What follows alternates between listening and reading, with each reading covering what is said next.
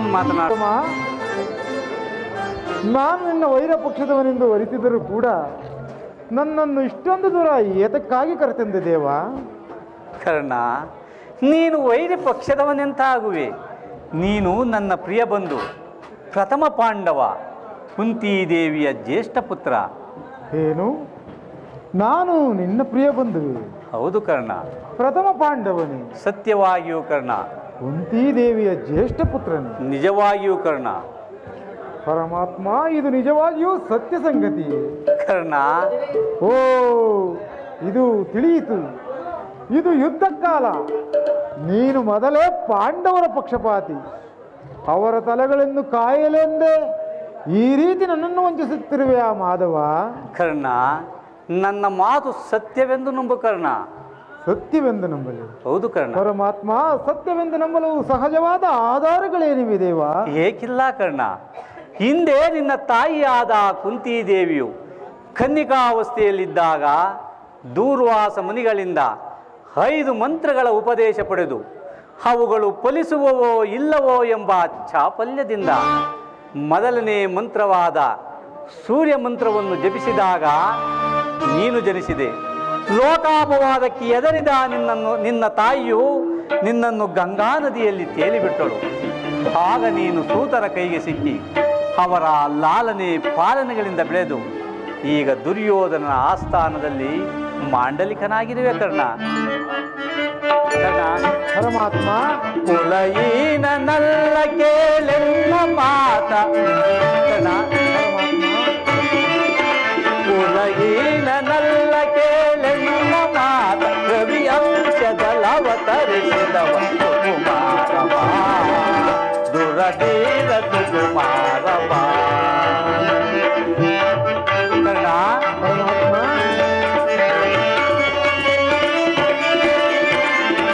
ಮಾತೆ ನಿನ್ನವಳು ಕುಂತಿ ವರ ಪಾಂಡವರ ಜನನಿ.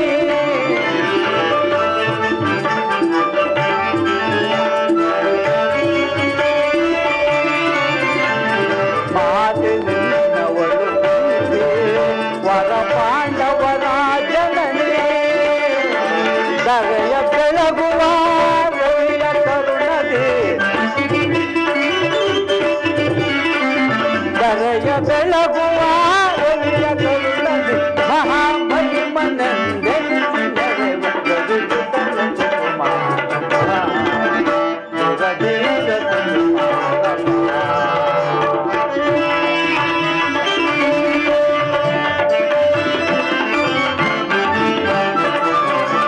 ತಳಮಳವೇ ಮನದ ಚಿಂತೆ ತೊರೆ.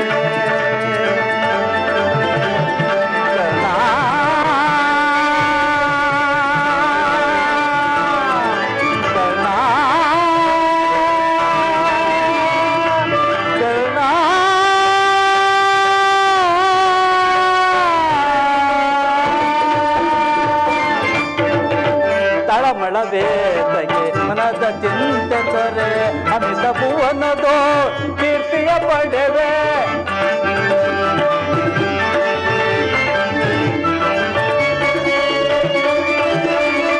ತಳಮಳವೇದಗೆ ಮನದ ಚಿಂತೆ ತೊರೆ ಅಮಿತ ಭುವನದೋ ಕೀರ್ತಿಯ ಪಡೆವೆ.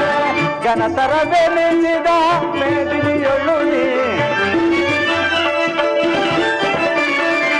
ಘನತರವೆನಿಸಿದ ಮೇದಿನಿಯೊಳು ನೀ ಮಹಾಮಹಿಮನೆಂದೆನಿಸಿ ಮೆರೆವ ಕವಿಸುತ್ತನೆ ಸುಕುಮಾರವ ದುರದೀರ ಕುಮಾರವ. ಕರ್ಣ,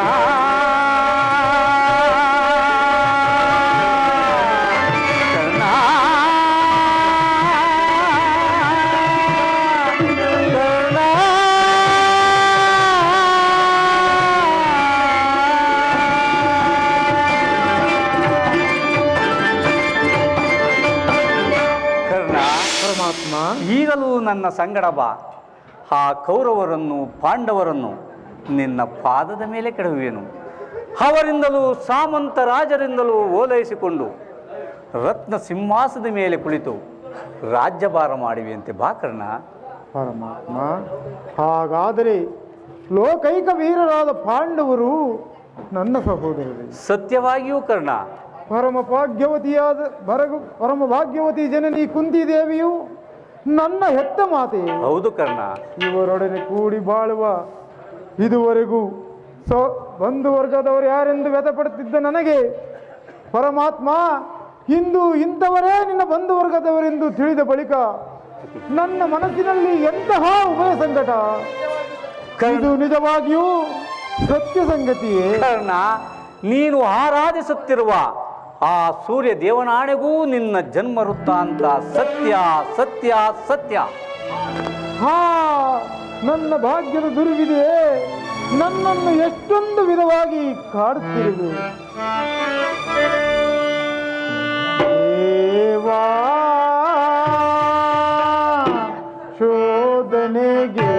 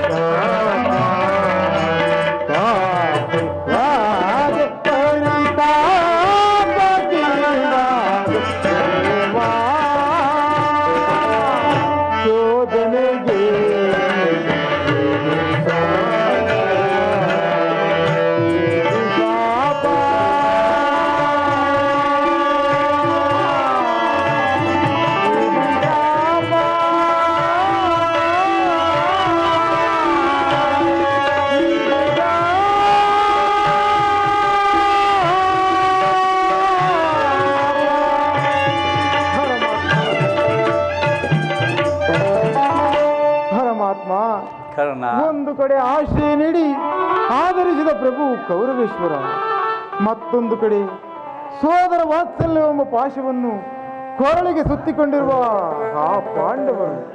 ಈ ಈರ್ವರಲ್ಲಿ ಯಾರನ್ನ ತ್ಯಜಿಸಲಿ, ಯಾರನ್ನ ಆಶ್ರಯಿಸಲಿ, ದಿಕ್ಕೆ ತೋಚದಂತಾಗಿದೆ ಪರಮಾತ್ಮ. ಕರ್ಣ, ನಿನ್ನ ಮನಸ್ಥೈರ್ಯವನ್ನು ನಾಶ ಮಾಡಿಕೊಳ್ಳಬೇಡ. ನಿನ್ನ ಜನ್ಮ ವೃತ್ತಾಂತವನ್ನು ತಿಳಿಸಿ ಅದುಷ್ಕೀರ್ತಿ ಕಳಂಕದಿಂದ ಉದ್ಧಾರ ಮಾಡಿರುವೆನು. ಇನ್ನು ಮುಂದೆ ಯಾರನ್ನು ಆಶ್ರಯಿಸಬೇಕು, ಯಾರನ್ನು ತ್ಯಜಿಸಬೇಕು ನೀನೇ ನಿರ್ಧಾರ ಮಾಡು ಕರ್ಣ.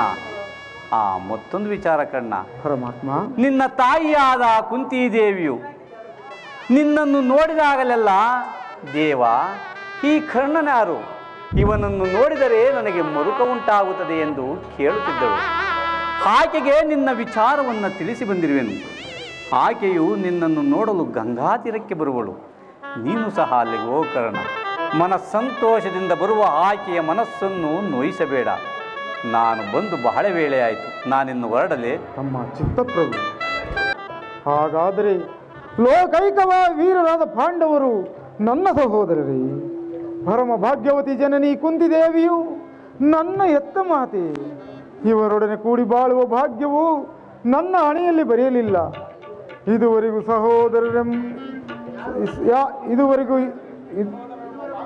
ಇದುವರೆಗೂ ಬಂಧುವರ್ಗದವರು ಯಾರೆಂದು ವ್ಯಥಪಡುತ್ತಿದ್ದ ನನಗೆ ಹಿಂದು ಇಂಥವರೇ ನಿನ್ನ ಬಂಧುವರ್ಗದವರೆಂದು ತಿಳಿದ ಬಳಿಕ ನನ್ನ ಮನಸ್ಸಿನಲ್ಲಿ ಎಂತಹ ಉಭಯ ಸಂಕಟ. ಹಾಗಾದರೆ ಲೋಕೈಕ ವೀರರಾದ ಪಾಂಡವರನ್ನು ನನ್ನ ಕೈಯಾರೆ ನಾನೇ ಕೊಲ್ಲಲಿ. ಕೊಲವೇಂ ಪಾಂಡು ಕುಮಾರರಂ ನಾಂ ಕೊಲ್ಲುವುದೇ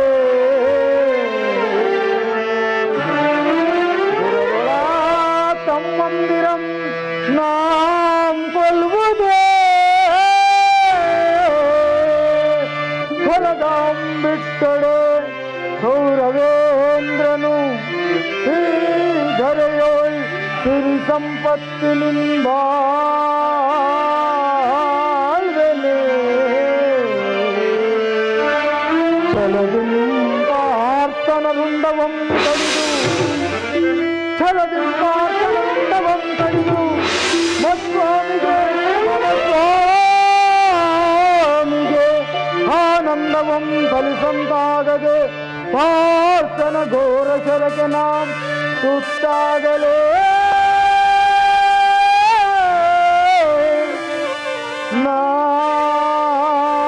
ನಾಂ ಕಾಯಲೇ ನಾಂ ಕಾಯಲೇ.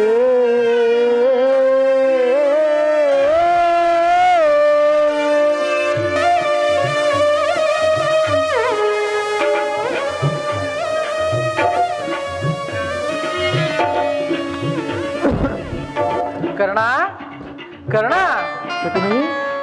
ಇದೇನು ಈ ರೀತಿ ಚಿಂತಿಸುತ್ತಿರುವೆಯಲ್ಲ? ಇಂದು ರಾಜ್ಯಸಭೆಯಲ್ಲಿ ನಡೆದ ಸಮಾಚಾರವು ನಿನಗೆ ತಿಳಿದಂತಿಲ್ಲ. ಇದು ನಿಜವೇ ಶಕುನಿ? ನಾನು ನಂಬುವುದಿಲ್ಲ. ನಂಬು ಅಂಗರಾಜ, ನಂಬು.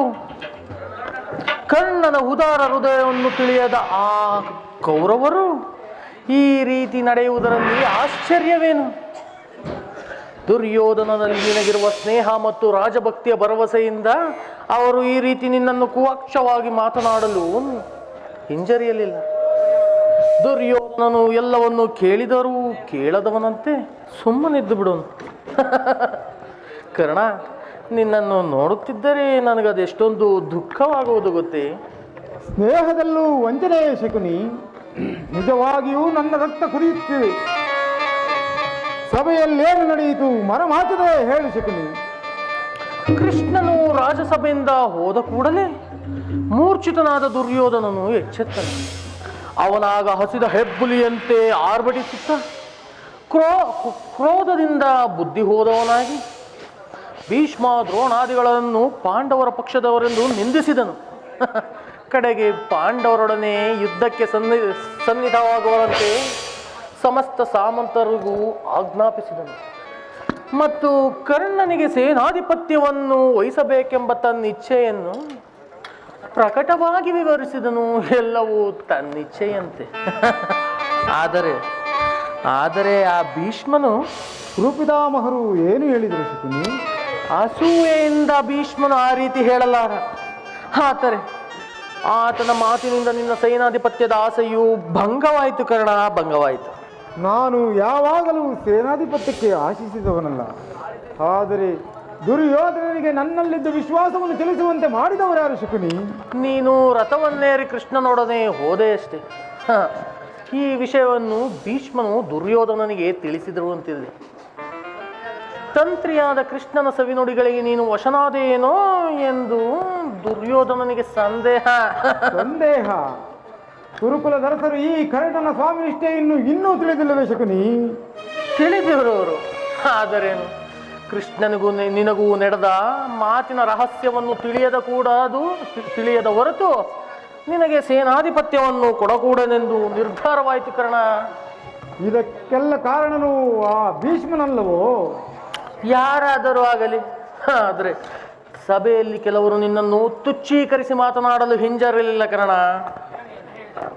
ಏನು ಹೇಳಿದರು ಅವರು? ಆ ದುರ್ವಾಕ್ಯವನ್ನು ನಾನು ನುಡಿಯಲಾರೆ. ಆದರೂ ಹೇಳುವೆನು, ಈ ಸೂತ ಕುಲದ ಕರ್ಣನಿಗೆ ಸೇನಾಧಿಪತ್ಯವೇ ಏನು? ಈ ಸೂತ ಕುಲದ ಹುಟ್ಟಿದ ನೀಚನಿಗೆ ಸ್ವಾಮಿ ಭಕ್ತಿ ಎಲ್ಲಿಹುದು ಎಂದು ನಿನ್ನನ್ನು ತುಚ್ಛೀಕರಿಸಿ ಮಾತನಾಡಿದರು ಕರ್ಣ. ಶಕುನಿ, ಸೂತ ಕುಲದಲ್ಲಿ ಹುಟ್ಟಿದವರು ರಾಜಭಕ್ತರಾಗಲ್ಲ. ಶಕುನಿ,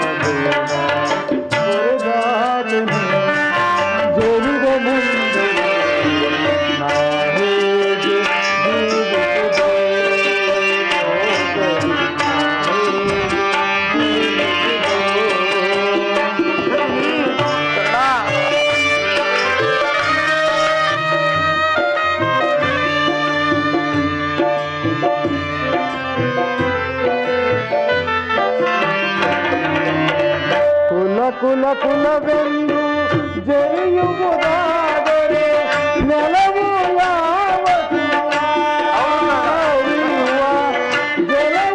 ಯಾವ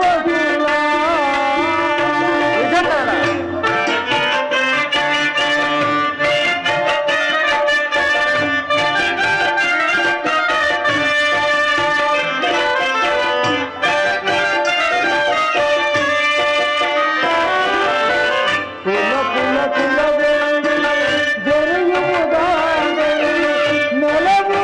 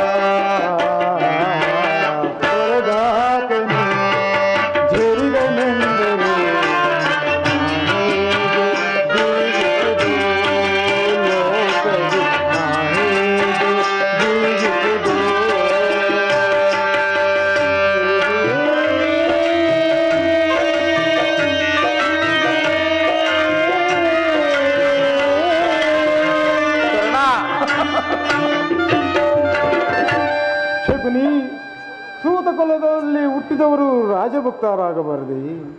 ವಿಧಾತನು ಮಾನವ ಜಾತಿಯ ಸದ್ಗುಣಗಳೆಲ್ಲವನ್ನು ಉಚ್ಚ ಕುಲದವರಿಗೆ ಮೀಸಲಿಟ್ಟಿರುವನು. ಶಕುನಿ, ಈ ಅಪಮಾನವನ್ನು ನಾನಿನ್ನೆಷ್ಟು ದಿನ ಸಹಿಸಲಿ? ಚಿಕ್ಕಂದಿನದಲ್ಲೂ ಹುಡುಗರು ಸೂತ ಪುತ್ರನೆಂದು ನನ್ನ ಸಂಗಡ ಆಡುತ್ತಿರಲಿಲ್ಲ. ಹೌದು, ನನ್ನನ್ನು ಮುಟ್ಟುವುದೇ ದೋಷವೆಂದು ತಿಳಿದಿದ್ದೆ. ಹೌದು ಕರ್ಣ.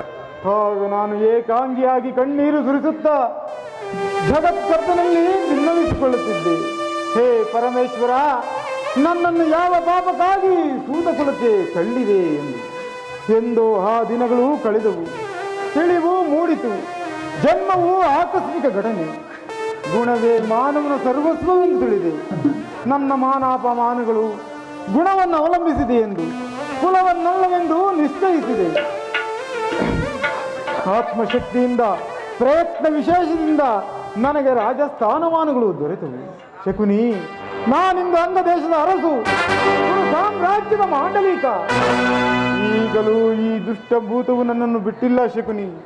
ಪ್ರತಿಷ್ಠಾಪರರಾದ ಆರ್ಯರು ಈ ಸ್ವಕಲ್ಪಿತ ಮರ್ಯಾದೆಯನ್ನು ಹೊರದೂಡದ ಹೊರತು ಈ ಭಾರತಕ್ಕೆ ನಿಸ್ತಾರವಿಲ್ಲ ಶಕುನಿ, ನಿಸ್ತಾರವಿಲ್ಲ. ಸ್ಥಿರನಾಗು ಕರ್ಣ, ಸ್ಥಿರನಾಗು. ದುರ್ಯೋಧನ ನಿನ್ನ ಅವಾಜ್ಯ ಸ್ನೇಹವನ್ನು ನಿರಾಕರಿಸುವುದರ ಪ್ರತೀಕಾರ ಕರ್ಣ ನಿನ್ನ ಕೈಲಿರುವುದು. ಭೀಷ್ಮನು ಯುದ್ಧದಲ್ಲಿ ಪರಾಜಿತರಾಗುವವರೆಗೂ ಅಸ್ತ್ರಧಾರಣ ಮಾಡುವುದಿಲ್ಲವೆಂದು ಶಪಥ ಮಾಡು. ಆ ಕೌರವರಿಗೆ ತಿಳಿಯಲಿ ಕರ್ಣನ ಅಸ್ತ್ರ ಕೌಶಲ್ಯದ ಅಭಾವವು ಎಂತಹ ಅನರ್ಥಕಾರಿ ಎಂಬುದನ್ನು. ಎಲ್ಲರೂ ಯುದ್ಧದಲ್ಲಿ ನಿರತರಾಗಿರುವಾಗ ನಾನು ಏಡಿಯಂತೆ ಮನೆಯಲ್ಲಿ ಕುಳಿತುಕೊಳ್ಳುವುದು ಶಕುನಿ. ನನ್ನಿಂದಾಗದು ಶಕುನಿ, ನನ್ನಿಂದಾಗದು. ಬೇರೆ ಉಪಾಯವಿಲ್ಲ ಅಂಗಾಧಿಪ. ಯುದ್ಧ ಕ್ಷೇತ್ರದಲ್ಲಿ ಸ್ವಪಕ್ಷದಿಂದಲೇ ನಿನ್ನ ಅಪಮಾನಕ್ಕೊಳಗಾಗುವ ಇಚ್ಛೆ ಇದ್ದರೆ ಅಸ್ತ್ರಧಾರಣ ಮಾಡು. ದುರ್ಯೋಧನಲ್ಲಿಯೇ ಇಂಥ ಪರಿವರ್ತನೆಯಾದ ಮೇಲೆ ನಾನು ಯಾರಿಗೋಸ್ಕರ ಯುದ್ಧ ಮಾಡಲಿ ಶಕುನಿ? ಸರಿಯಾಗಿ ಹೇಳಿದ ಶಕುನಿ.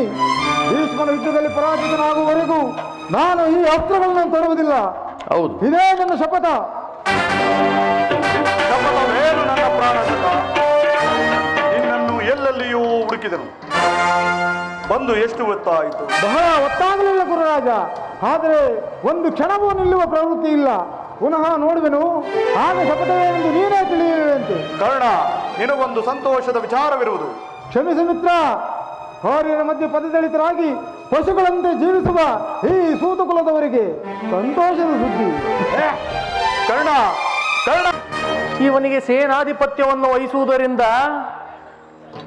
ಎಷ್ಟೊಂದು ಜನರ ಅಪಮಾನವಾಗುವುದೆಂದು ಯೋಚಿಸಿರುವೆಯಾ? ಭಾರ್ಗವ ವಿಜಯಿ ಭೀಷ್ಮ, ಶಸ್ತ್ರಾಚಾರ್ಯನಾದ ದ್ರೋಣ, ಅಶ್ವತ್ಥಾಮ, ಕೃತವರ್ಮ, ಶಲ್ಯ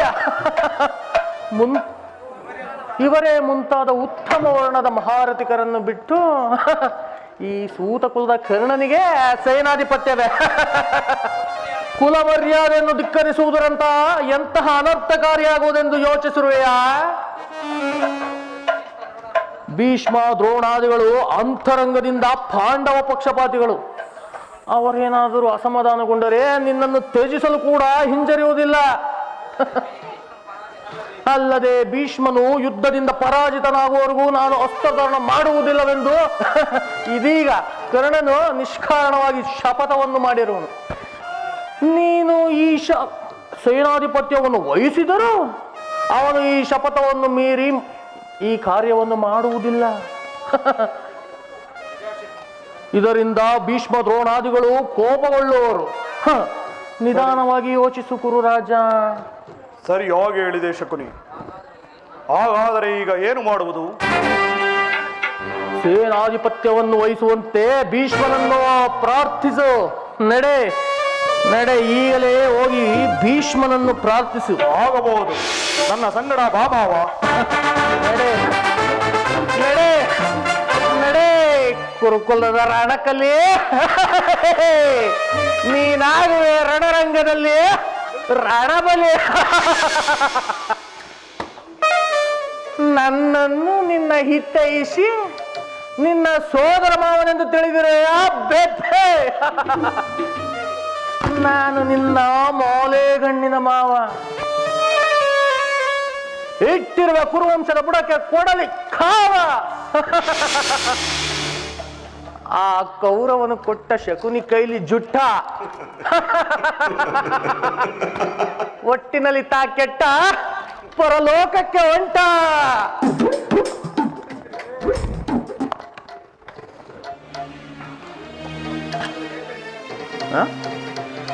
ಅಂದು ಅಂದು ನನ್ನ ಹತಭಾಗ್ಯ ಸಹೋದರರಿಗೂ ನನ್ನ ಪಿತಾಮಹರಿಗೂ ನೀಡಿದ ಶಪಥವು ಈಡೇರುವುದರಲ್ಲಿ ಸಂದೇಹವೇ ಇಲ್ಲ. ದುರ್ಯೋಧನ, ನನ್ನ ಶಪಥ ಈಡೇರುವುದರಲ್ಲಿ ಸಂದೇಹವೇ ಇಲ್ಲ.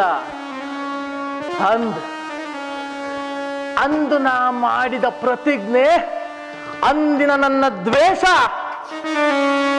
ಶಕುನಿಯ ಹೃದಯದ ರೋಷ. ನಾ ಮಾಡುವೆ ಕುರುಕುಲ ನಾಶ.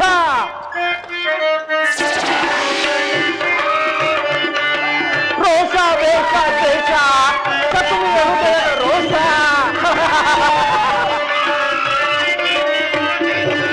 ರೋಷ ವೇಷ ದ್ವೇಷ, ಶಕುನಿಯ ಹೃದಯದ ರೋಷ.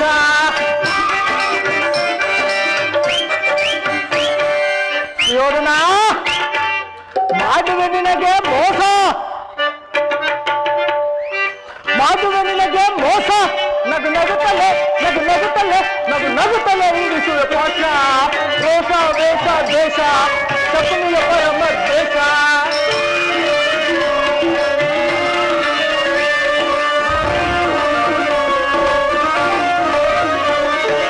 ಒಂದೇ ದೇಹದ ಪಾಶ ಯೋಧನ, ಒಂದೇ ದೇಹದ ಪಾಶ. ನಾ ಮಾಡುವೆ ಕುರುಕುಲ ನಾಶ. ರೋಷ ವೇಷ ದ್ವೇಷ, ಶಕುನಿಯ ಹೃದಯದ ರೋಷ.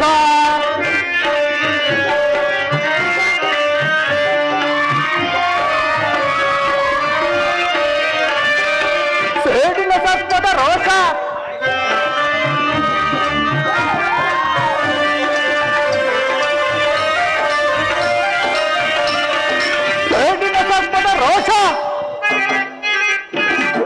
ಸೇಡಿನ ಸರ್ಪದ ರೋಷ. ನಿನ್ನ ಕಚ್ಚದೆ ಬಿಡುವುದೇ ದ್ವೇಷ.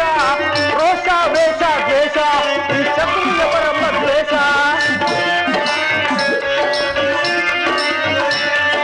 ರೋಷ ವೇಷ ದ್ವೇಷ, ಈ ಶಕುನಿಯ ಪರಮ ದ್ವೇಷ.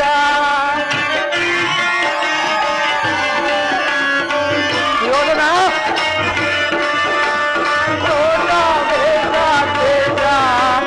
ಶಕುನಿಯ ಪರಮ ದ್ವೇಷ.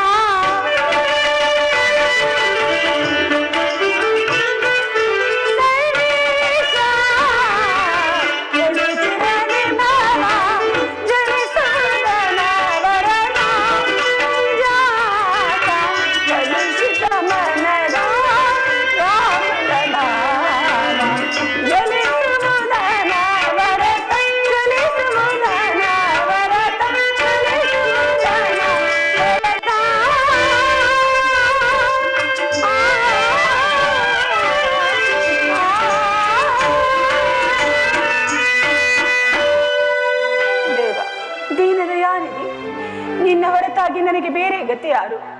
ಆತ್ಮೀಯ ಸಜ್ಜನರಿಂದ ಪರಿತ್ಯಜಿಸಲ್ಪಟ್ಟೆನು. ನನ್ನ ಕೈ ಹಿಡಿದ ಪತಿಗಳಾದರೂ ನನ್ನನ್ನು ಭೋಗ ವಸ್ತುವಿನಂತೆ ಜೀವಿತದಲ್ಲಿ ಪಣವಾಗಿಟ್ಟು ಸೋತರು.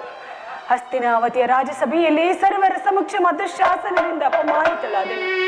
ಕೀಚಕನ ಭಂಗವನ್ನು ಸಹಿಸಿದೆನು. ಗದ್ದ ಭಿಕ್ಷುಕಿಯಂತೆ ಕಾಡಿನಿಂದ ಕಾಡಿಗೆ ಎಳೆದದ್ದು ಆಯಿತು. ಉಳಿದಿರುವ 4-6 ದಿನವಾದರೂ ಸಂತೋಷವಾಗಿರೋಣ ಎಂದುಕೊಂಡರೆ ಹೆಚ್ಚು ಹೆಚ್ಚಿಗೂ ಈ ಅಪಮಾನ, ಹೆಚ್ಚು ಹೆಚ್ಚಿಗೂ ಈ ಅಪಮಾನ ಎನ್ನುವುದಾದ ಈ ದ್ರೌಪದಿ ಹಣೆಯಲ್ಲಿ ಇನ್ನು ಏನೇನನ್ನು ಬರೆದಿರುವೆ ದೇವ, ಏನೇನನ್ನು ಬರೆದಿರುವೆ.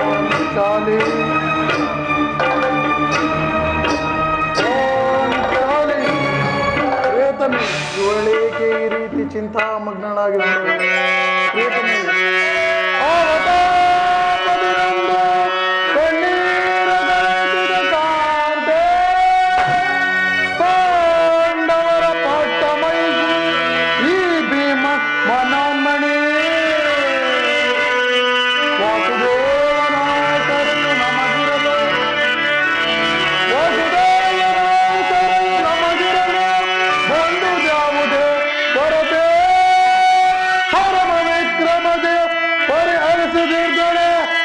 ಪ್ರಚಂಡ ಭೀಮಾ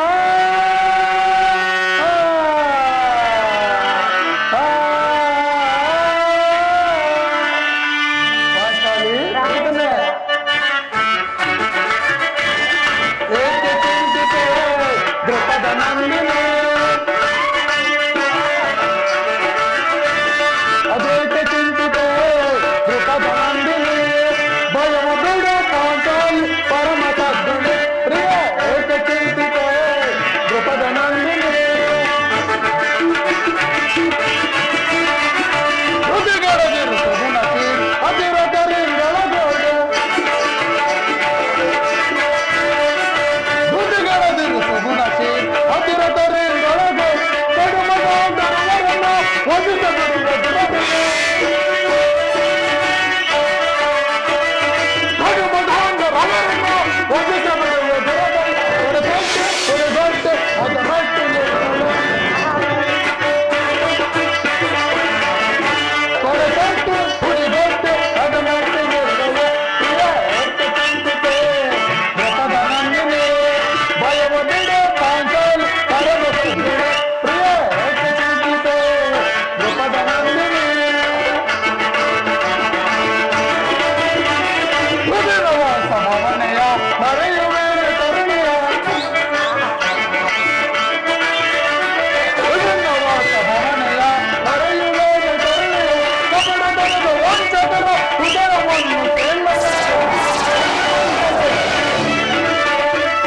ಕಪಟತನದ ವಂಚಕರ ಹೃದಯವನ್ನು ಕೇಳದ ಹೊರತಟ್ಟು ಹೊಡೆದಂತೆ ಅದನ್ನೇ ತೊಡಗಟ್ಟೆ ಹೊಡೆಗಟ್ಟೆ ಅದು ಮಟ್ಟಿಗೆ ಏಕೆ ಚಿಂತಿತೆ ದ್ರುಪದ ನಂದಿನಿ ಭಯವ ಬಿಡ ಪಾಂಚಾಲಿ ಪರಮ ಸದ್ಗುಣಿ ಪ್ರಿಯ ಏಕೆ ಚಿಂತಿತೆ ದ್ರುಪದ ನಂದಿನಿ ದ್ರುಪದ ನಂದಿನಿ ದ್ರುಪದ ನಂದಿನಿ ಪಾಂಚಾಲಿ ಪ್ರಿಯತಮೆ ನಿಷ್ಕಾಣವಾಗಿ ಹೇಳಿತ್ರಿವೆಯಲ್ಲ ಏಕೆ ನಾನು ನಿಷ್ಕಾರಣವಾಗಿ ಅಳುತ್ತಿಲ್ಲ. ಈ ದ್ರೌಪದಿ ಅಳುವಿಗೆ ಒಂದಲ್ಲ 10 ಹಲವಾರು ಕಾರಣಗಳಿರಬಹುದು. ನೀವಾದರೂ ಪುರುಷರು ಯಾರಾದರೂ ದುರ್ವಾಕ್ಯವನ್ನಾಡಿ ಅಪಮಾನ ಮಾಡಿದರೆ ನೀವೇ ಅವರಿಗೆ ಸರಿಯಾದ ಪ್ರತೀಕಾರ ಮಾಡುವುದು. ಆದರೆ ಸ್ತ್ರೀಯರ ವಿಚಾರ ಹಾಗಲ್ಲ. ನಾವು ಅನ್ನ ವಸ್ತ್ರಗಳಿಗೆ ಪರರನ್ನು ಆಶ್ರಯಿಸಬೇಕು. ನಮ್ಮ ಆತ್ಮ ಗೌರವವನ್ನು ರಕ್ಷಿಸಿಕೊಳ್ಳಲು ನಮಗೆ ನಿಮ್ಮಂತಹ ಪುರುಷರ ಸಹಾಯ ಬೇಕೇ ಬೇಕು. ಹೇ ಪರಮಾತ್ಮ, ಇಂತಹ ಅಪರಾಧೀನ ಸ್ತ್ರೀ ಜಾತಿಯನ್ನು ಏಕೆ ತಾನೇ ಸೃಷ್ಟಿಸಿದೆ ದೇವ, ಏಕೆ ತಾನೇ ಸೃಷ್ಟಿಸಿದೆ? ಅಳಬೇಡ ಪಾಂಚಾಲಿ, ಅಳಬೇಡ. ಸ್ತ್ರೀಯರ ಪರಾಧೀನತೆಯು ನಮ್ಮ ಸಮಾಜದ ನಿಯಮ. ಭಗವತ್ ಸ್ವರೂಪರಾದ ಋಷಿಗಳ ಆಜ್ಞೆ. ಕೈ ಹಿಡಿದ ಧರ್ಮ ಪತ್ನಿಯನ್ನು ದ್ಯೂತದಲ್ಲಿ ಪಣವಾಗಿಟ್ಟು ಸೋಲುವಂತೆ ಆ ನಿಮ್ಮ ಋಷಿಗಳೇ ಆಜ್ಞೆ ಮಾಡಿರಬೇಕಲ್ಲವೇ? ಅಯ್ಯೋ ಪತಿಗಳು ತಪಸ್ಸು ಮಾಡಿ ಪಡಿಬೇಕು ನಿಮ್ಮಂತಹ ಪತಿಗಳನ್ನ.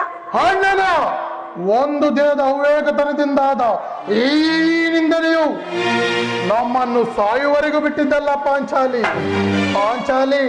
ಅಣ್ಣನ ಅಪರಾಧಗಳನ್ನು ಕ್ಷಮಿಸುವಂತೆ ನಾನು ನಿನ್ನಲ್ಲಿ ಎಷ್ಟು ಸಾರಿ ಕೇಳಿಕೊಳ್ಳಲಿಲ್ಲವೇ?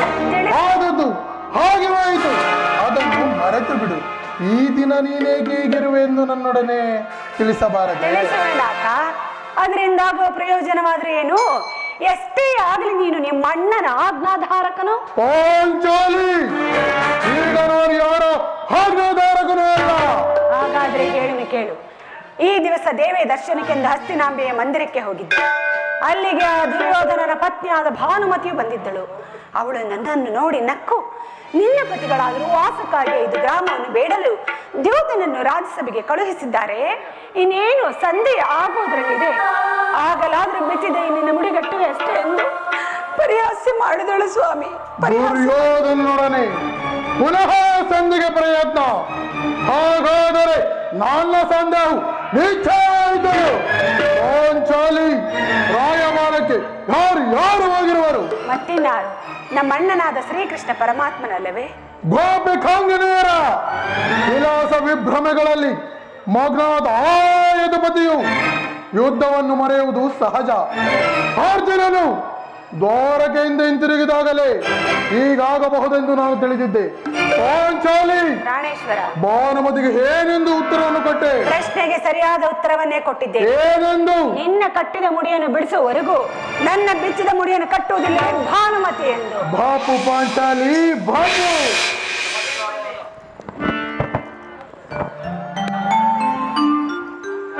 ಚಮತ್ಕಾರದ ಉತ್ತರವನ್ನು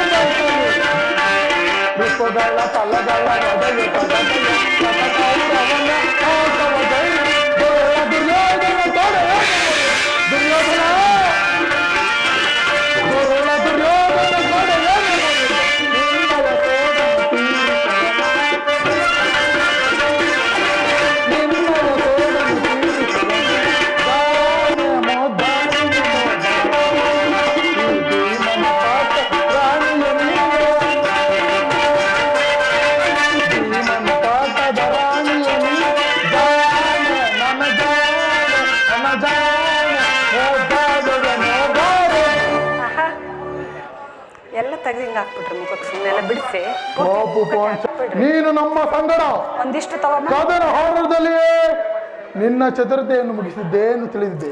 ಚತುರಳು ನೀನು, ಮಹಾ ಚತುರಳು. ಆಹಾ ಪ್ರಾಣೇಶ್ವರ,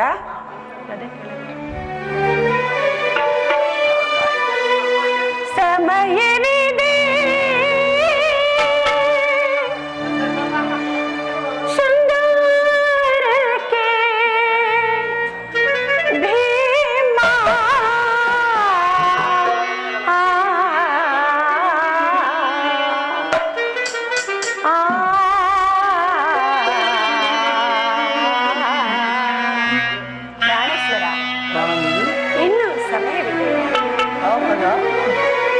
ಸಮಯ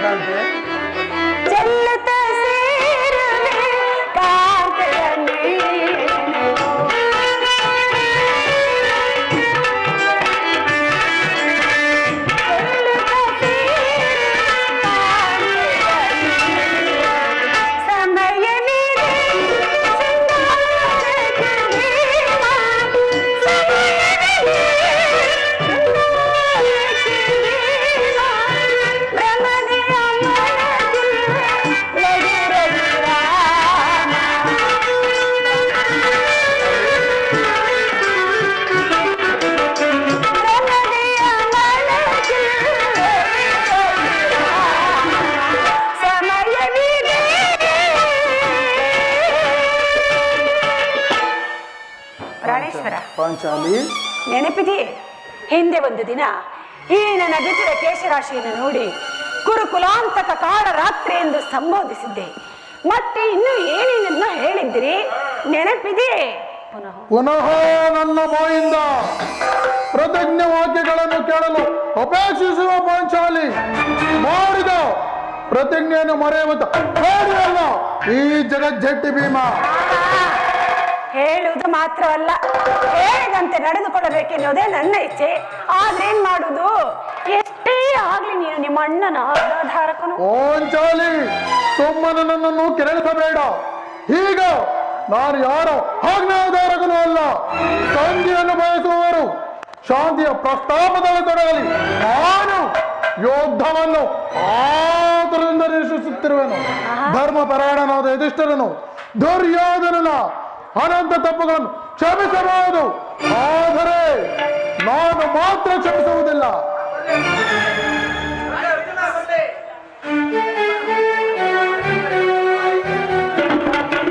ಅಣ್ಣ, ನೋಡಿದೆ ಅಣ್ಣ, ಭೀಮಸೇನನು ಸಂಧಿಯ ವಿಚಾರ ತಿಳಿದು ಸಿಂಹದಂತೆ ಗರ್ಜಿಸುತ್ತಿರುವನು. ಈತನನ್ನು ಸಮಾಧಾನ ಪಡಿಸಲು ನಿನ್ನಿಂದ ಹೊರತಾಗಿ ಮತ್ತಾರಿಂದಲೂ ಸಕ್ತರಲ್ಲ ಅಣ್ಣ. ಈ ಸರಿ ಅವರ ಕೋಪಕ್ಕೆ ಈ ದ್ರೌಪದಿಯೇ ಕಾರಣವೆಂದು ತೋರುವುದು. ಆಹಾ, ಸಹೋದರ, ನನ್ನಲ್ಲಿ ಕೋಪವೇ?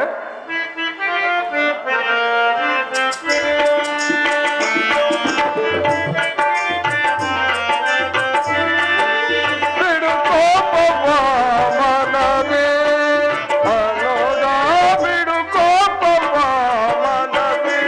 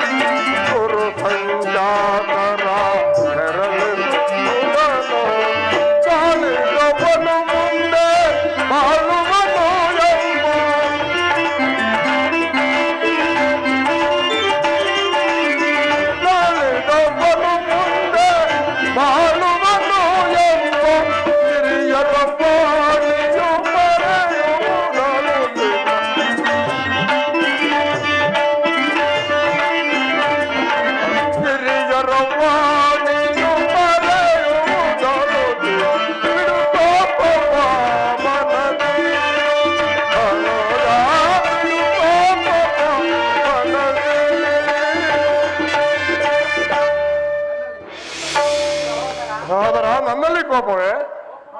ಪಾಂಚಾಲಿ, ಅಣ್ಣನೇಕೆ ಸಿಟ್ಟಾಗಿರುವನು? ಕಾರಣವೇನು? ಏಕೆ? ಈ ನನ್ನ ಬಿಚ್ಚಿದ ಕೇಶರಾಶಿಯು ನಿಮ್ಮೆಲ್ಲರ ಪ್ರಶ್ನೆಗೆ ಸರಿಯಾದ ಉತ್ತರವನ್ನೇ ನೀಡಬಲ್ಲದು. ಅಗ್ರಜ, ಸಮಯಕ್ಕೆ ಸರಿಯಾಗಿ ಬಂದೆ. ನನಗೆ ಯಾರಲ್ಲಿಯೂ ಕೋಪವಿಲ್ಲ. ಅರ್ಜುನನ ಸಮ್ಮುಖದಲ್ಲಿ ನಿನಗೊಂದು ಮಾತನ್ನು ತಿಳಿಸಬೇಕೆಂದಿದ್ದೇನೆ.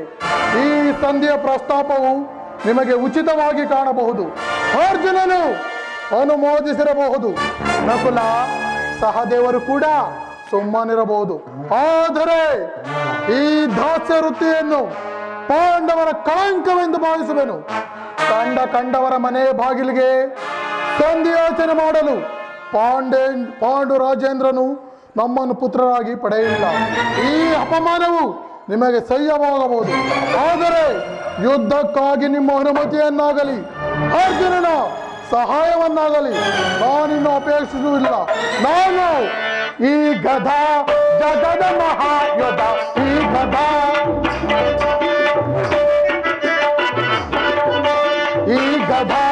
ಜಗದ ಮಹಾಯುಧ, ಈ ಗದಾ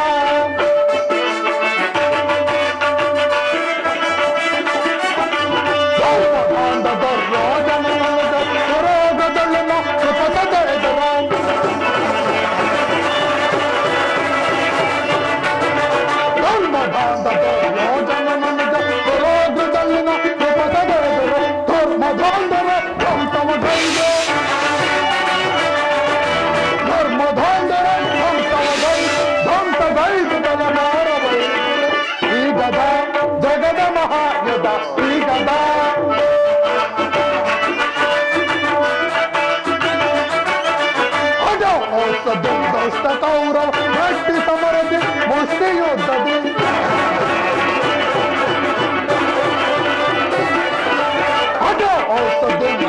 ಕೌರವ ಮೆಟ್ಟಿ ಸಮರದಿ ಮುಷ್ಟಿಯುದ್ಧದಿ ಮೆಟ್ಟು ತಯದಯ ಮೆಟ್ಟು ತಗದಯ ಮೆಟ್ಟು ತಯದಯ ಮೆಟ್ಟು ತಗದಯ ಕೊಟ್ಟು ಕೊಟ್ಟು ತಲೆ ಮಾರವೈತು. ಈ ಗದಾ ಜಗದ ಮಹಾಯುಧ, ಈ ಗದಾ ಜಗದ ಮಹಾಯುಧ, ಈ ಗದಾ ಜಗದ ಮಹಾಯುಧ, ಈ ಗದಾ.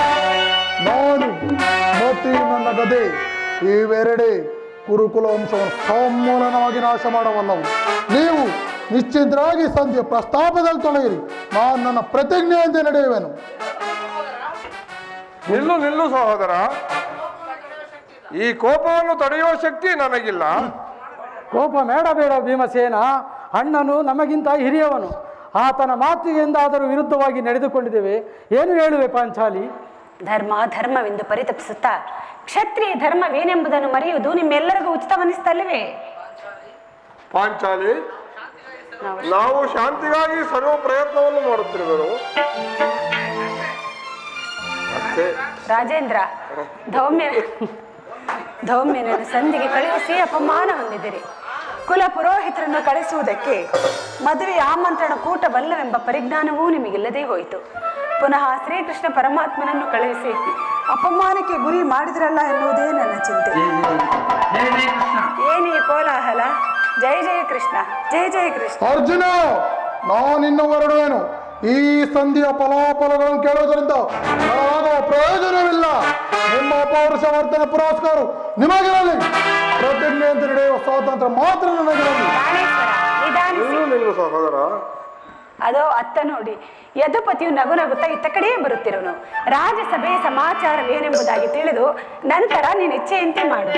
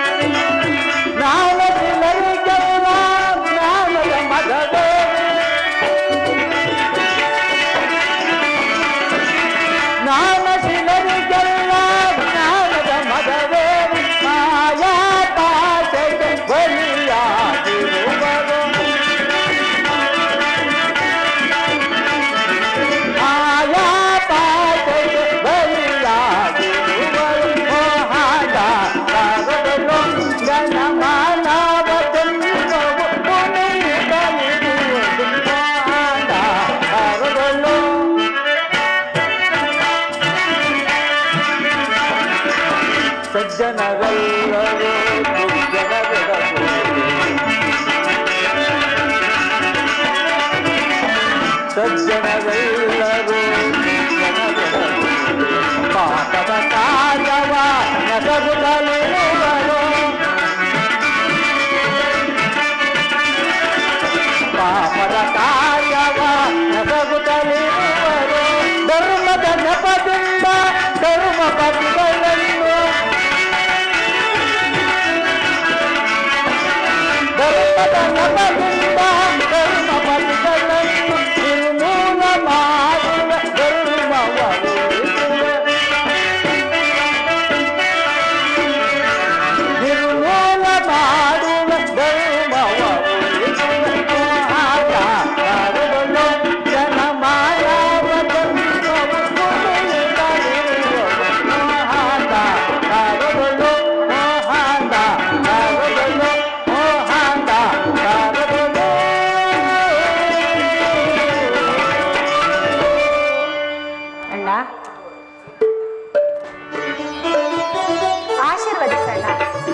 ಸಹೋದರಿ ಮಂಗಳವಾಗಲಿ. ಪರಮಾತ್ಮ ಪರಮಾತ್ಮ ನಮಗೆ ನಮಸ್ಕರಿಸುವೆನು. ವಿಜಯಶಾಲಿಯಾಗಿರಿ ಧರ್ಮನಂದನ ಕಿರೀಟಿ. ವಾಸುದೇವ ನಾನು ನಮಸ್ಕರಿಸುವೆನು. ಭೀಮಸೇನ ನಿನಗೂ ಮಂಗಳವಾಗಲಿ.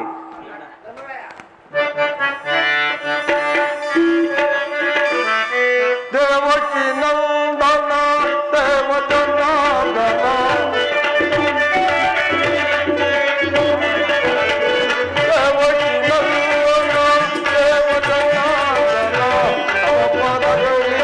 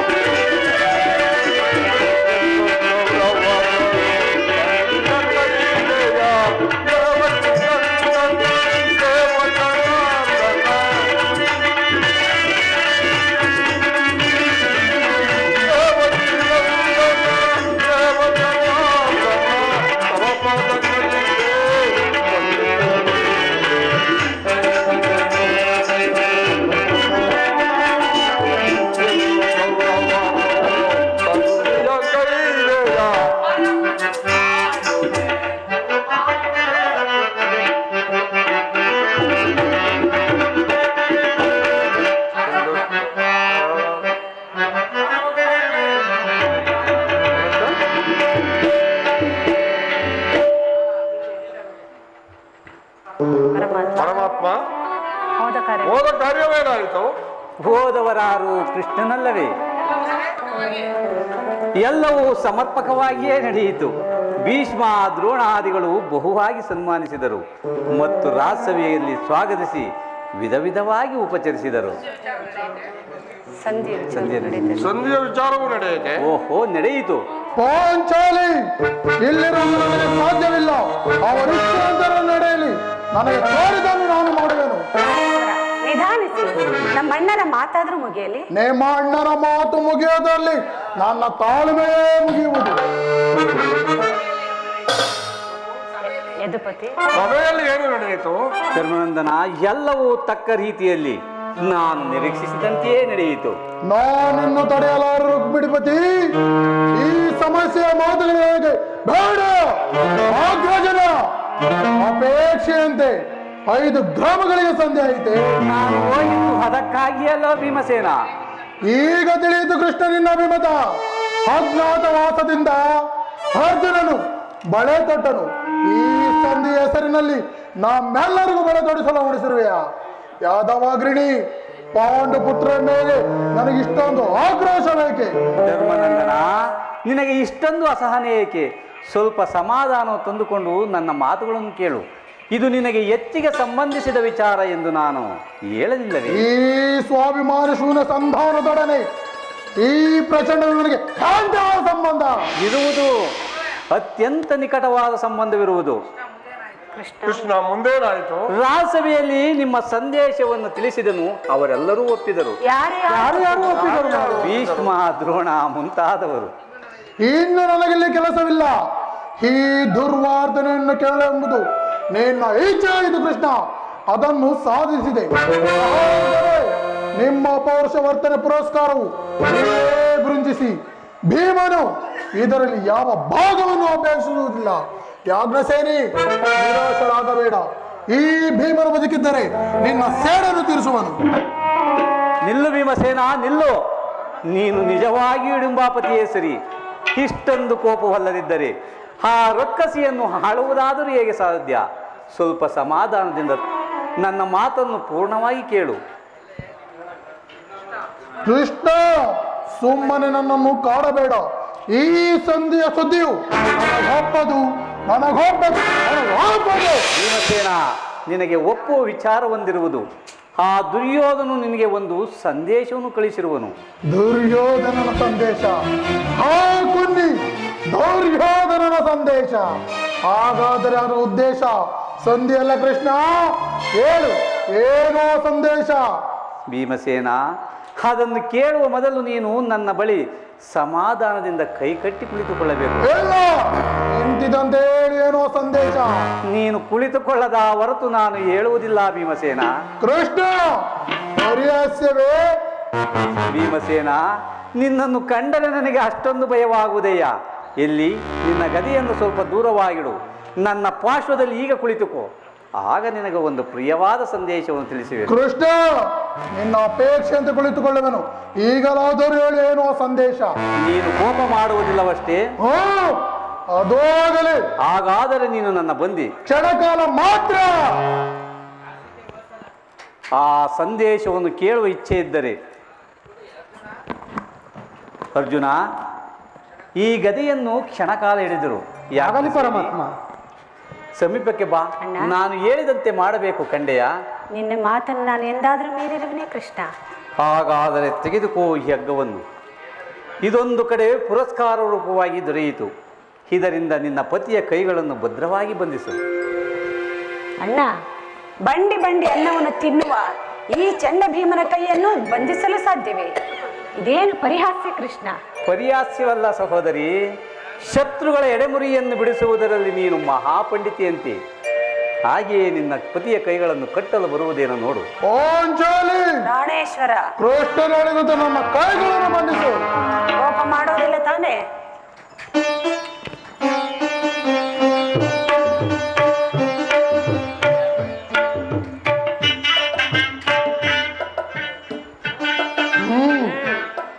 ಈಗ ಕೇಳಿರಿ, ಈಗ ಎಲ್ಲರೂ ಕೇಳಿರಿ.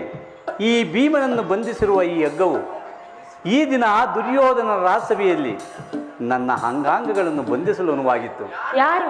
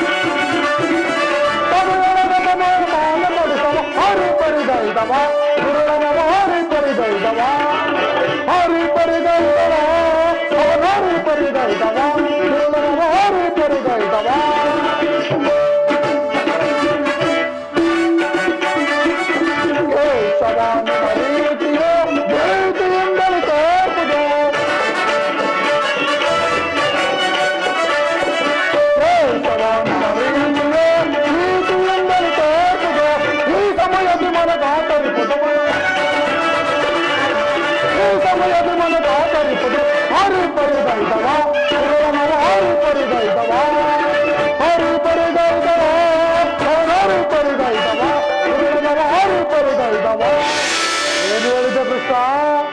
ಈ ಹಗ್ಗದಿಂದ ನಿನ್ನ ಬಂಧಿಸಲ್ಪಟ್ಟ ಯಾರು? ಯಾರೋ ದುರಾತ್ಮರು.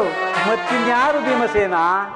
ದುರಾಭಿಮಾನಿಯಾದ ದುರ್ಯೋಧನನು ಆಜ್ಞೆ ಮಾಡಿದನು. ದುರಾಚಾರಿಯಾದ ಅವನ ತಮ್ಮ ದುಶ್ಯಾಸನನು ನಡೆಸಿದನು. ಇಂತಹ ಸಾಹಸವು ಅವರಿಂದಲ್ಲದೆ ಮತ್ತಿನ್ಯಾರಿಂದ ಸಾಧ್ಯ? ಈ ನೀಚ ಕೃತ್ಯದಿಂದ ದುರ್ಯೋಧನ ದುರಾಭಿಮಾನವು ಶಿಖರವನ್ನು ಮುಟ್ಟಿತು. ನಮ್ಮ ಪ್ರಿಯ ಬಂಧುವಾದ ಯಾದವಾಗ್ರಣಿಯನ್ನು, ಪಾಂಡವರ ರಾಯಭಾರಿಯನ್ನು ಆ ಕುನ್ನಿ ಕೌರವರು ಈ ರೀತಿ ಅಪಮಾನ ಪಡಿಸಿದರೆ ಅಗ್ರಜ ಧನಂಜಯ, ಅದಕ್ಕೆ ನಿಮ್ಮ ಉತ್ತರವೇನು? ಇಷ್ಟು ಮಾತ್ರವಲ್ಲ ಭೀಮಸೇನ, ಆ ದುರ್ಯೋಧನನು ಸಂಧಿಗೆ ಕೊಟ್ಟ ಉತ್ತರವನ್ನು ಕೇಳಿರಿ. 5 ಮಾರು ಭೂಮಿಯನ್ನು ಅವನು ಕೊಡಲು ಸಮ್ಮತಿಸಲಿಲ್ಲ.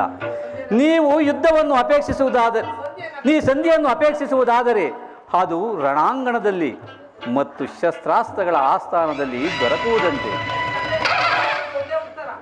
ಇದಕ್ಕೊಂದೇ ಉತ್ತರ, ಯುದ್ಧ. ಪರಮಾತ್ಮ, ನೀವು ಏನು ತಿಳಿದಿರುವೆ? ಶಾಂತಿಯನ್ನು ಅಪೇಕ್ಷಿಸುವನು, ಯುದ್ಧವನ್ನು ಬಯಸಿದವನಲ್ಲ. ಅಗ್ರಸೇನಿ, ನನ್ನ ಕೈಗಳನ್ನು ಬಿಡಿಸು. ಅಗ್ರಜ, ನೀನಾದರೂ ಬಿಡಿಸು. ಅರ್ಜುನ, ನೀನಾದರೂ ಬಿಡಿಸು. ಕೃಷ್ಣ, ಇದಕ್ಕೆಲ್ಲ ಕಾರಣ ನೀನಲ್ಲವೇ? ಇದಕ್ಕೆಲ್ಲ ಸೂತ್ರಧಾರಿ ನೀನಲ್ಲವೇ? ನನ್ನ ಪ್ರಿಯ ಬಂಧು ಅಲ್ಲವೇ? ನೀನಾದರೂ ಬಿಡಿಸು. ಕೃಷ್ಣ, ನಿನಗೂ ನಮಸ್ಕರಿಸುವೆನು. ನೀನಾದರೂ ಬಿಡಿಸು. ಬಿಡಿಸು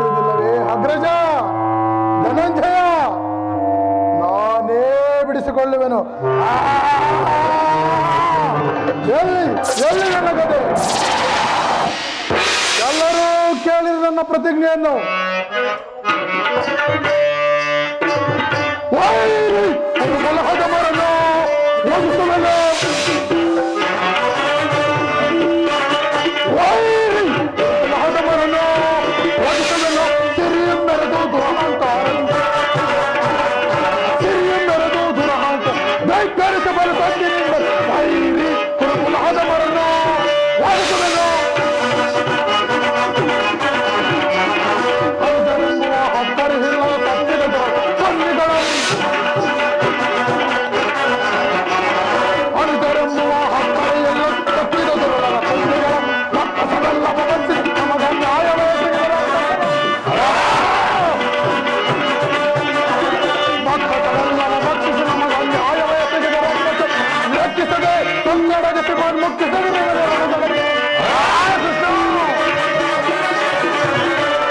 ಲಕ್ಷಿಸದೆ ಸತ್ತಡಗಿಸಿ ಮಾಡಿ ಮುಖ್ಯಿಸದೆ ಸಭೆಗಳು ಪಟ್ಟಿಯ ಬರುವುದು ಸರಿತ.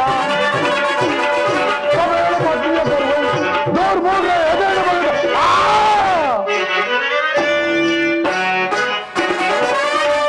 ವೈರಿ ಕುರುಕುಲಹದ ಮರನು ಒದಿಸುವೆನು. ಸಿರಿಯ ಮೆರೆದು ದುರಹಂಕ ಸಿರಿಯ ಮೆರೆದು ದುರಹಂಕ ಬೆಂಗಳಿಸಬಲು ಸತ್ತಿನಿಂದ ವೈರಿ ಕುರುಕುಲಹದ ಮರನು ಕುರುಕುಲಹದ ಮರನು ಸಿರಿದ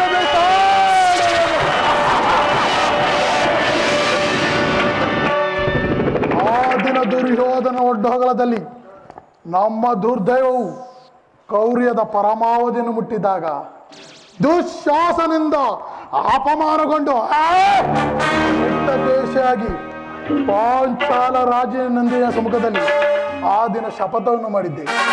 ಈ ದಿನ ಯೋಧ ತನ್ನೊಬ್ಬ ಮೊದಲು ಮತ್ತೊಮ್ಮೆ ಪ್ರತಿಜ್ಞೆ ಮಾಡುವೆನು. ಇದಕ್ಕೆ ಶ್ರೀಕೃಷ್ಣನ ಪಾದವೇ ಸಾಕ್ಷಿ. ಹರ ಹರ ಮಹಾದೇವ, ಹರ ಹರ ಮಹಾದೇವ.